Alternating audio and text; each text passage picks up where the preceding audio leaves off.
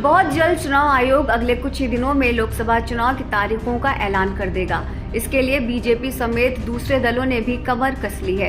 केंद्र की सत्ताधारी बीजेपी ने तो उम्मीदवारों की पहली लिस्ट भी जारी कर दी है। भले ही चुनावी शेड्यूल अभी सामने नहीं आया है, लेकिन लोकसभा इलेक्शन के मद्देनजर ओपिनियन पोल जरूर सामने आ रहे हैं। इसी बीच एक निजी चैनल ने देश की जनता का मूड जानने की कोशिश की। अभी चुनाव होने पर केंद्र की सत्ताधारी बीजेपी को कितनी सीटें आ सकती हैं? क्या एनडीए गठबंधन 400 का आंकड़ा वाकई में पार कर पाएगा? कांग्रेस के नेतृत्व वाले इंडिया अलायंस को कितनी सीटें मिल सकती हैं?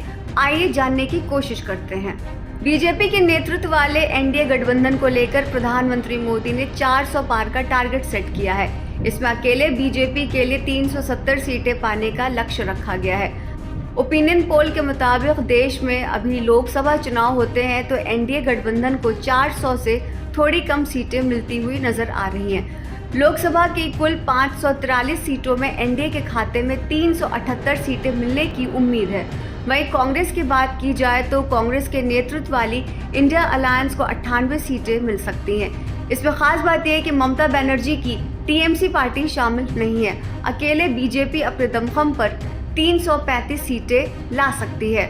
अलग अलग राज्यों में एनडीए इंडिया गठबंधन का हाल आइए जानते हैं। गुजरात में एनडीए को 26 तो इंडिया 0, मध्य प्रदेश में 29 तो इंडिया 0, राजस्थान के एनडीए को 25 तो इंडिया को 0, हरियाणा को 10 एनडीए में सीट तो इंडिया को 0, दिल्ली की बात करें तो एनडीए की 7 सीटें इंडिया को 0, उत्तराखंड में 5 इंडिया को 0, उत्तर प्रदेश में एनडीए की 78 तो इंडिया को 2 समाजवादी पार्टी की सीटें, बिहार में एनडीए की 35 तो इंडिया की 5, छत्तीसगढ़ में एनडीए की 10 तो इंडिया की 1, वहीं हिमाचल प्रदेश की बात करें तो एनडीए की 4, इंडिया की 0, कर्नाटक में एनडीए की 24 तो इंडिया की 4, पंजाब की बात करें तो एनडीए की 3 और इंडिया की भी 3, यानी पंजाब में बराबर की टक्कर है।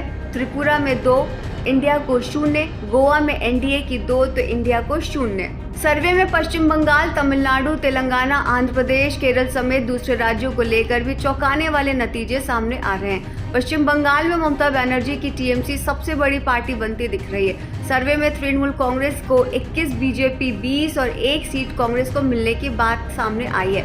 तमिलनाडु की कुल 39 सीटों में सूबे की सत्ताधारी डीएमके को 20 सीटें मिल सकती है। कांग्रेस को 6, एआईएडीएमके को 4, बीजेपी को 4, पीएमके को 1 और 4 सीटें अन्य के खाते में आ सकती हैं। तेलंगाना की 17 सीटों में सत्ताधारी कांग्रेस को 9 सीटें मिल सकती हैं, बीजेपी को 5 और बीआरएस को 2 सीटें मिलती दिख रही हैं। ओवैसी की पार्टी एमएम को 1 सीट मिल सकती है। सर्वे में आगे कहा गया है कि आंध्र प्रदेश की कुल 25 सीटों में वाईएसआरसीपी को 15 और टीडीपी को 10 सीटें मिल सकती हैं। वहीं केरल को लेकर सर्वे में बड़ा उलटफेर दिख रहा है। बीजेपी के हाथ से यहां 3 सीटें फिसलती हुई दिख रही हैं। केरल में कुल 20 सीटें हैं, जिसमें यूडीएफ को 11, एलडीएफ को 6 और बीजेपी के खाते में 3 सीटें आ सकती हैं। ओपिनियन पोल 5 फरवरी से 23 फरवरी के बीच कराया गया था। सभी 543 सीटों के लिए कराए गए सर्वे में कुल 1,62,900 लोगों ने भाग लिया है।